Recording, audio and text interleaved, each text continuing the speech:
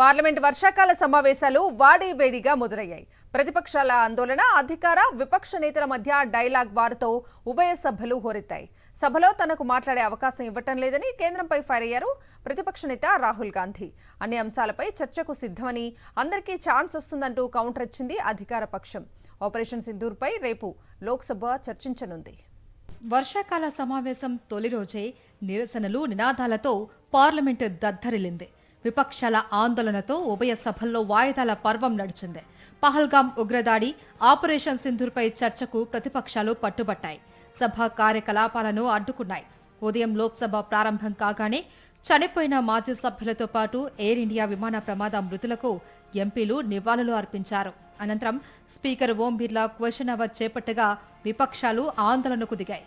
Rule 267 కింద operation సింధూర్పై ఇచ్చిన వాయిదా తీర్మానంపై చర్చించాలి అన్నారు ప్రతిపక్ష సభ్యులు.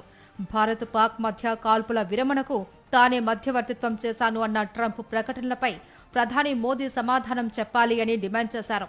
ప్రధానమంత్రి జవాన్ బో నినాదాలతో సభలో గందరగోళం సృష్టించారు.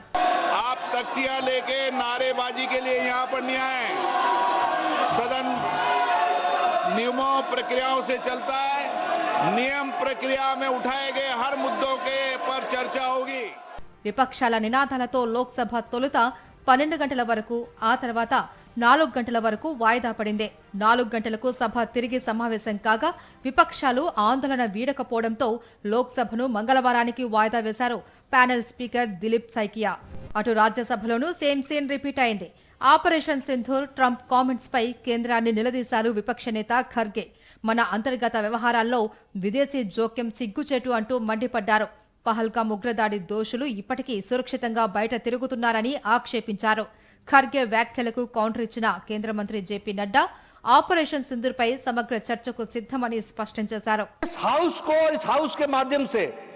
देश में कहीं यह संदेश नहीं जाना चाहिए कि सरकार पहलगाम और ऑपरेशन सिंदूर पर चर्चा नहीं चाहती. हम चर्चा करेंगे, हर तरीके से करेंगे. ఉభయ సభల్లో గందరగోళ పరిస్థితులపై పార్లమెంటులోని తన ఛాంబర్లో కేబినెట్ మంత్రులతో కీలక భేటీ నిర్వహించారు ప్రధాని నరేంద్ర మోదీ.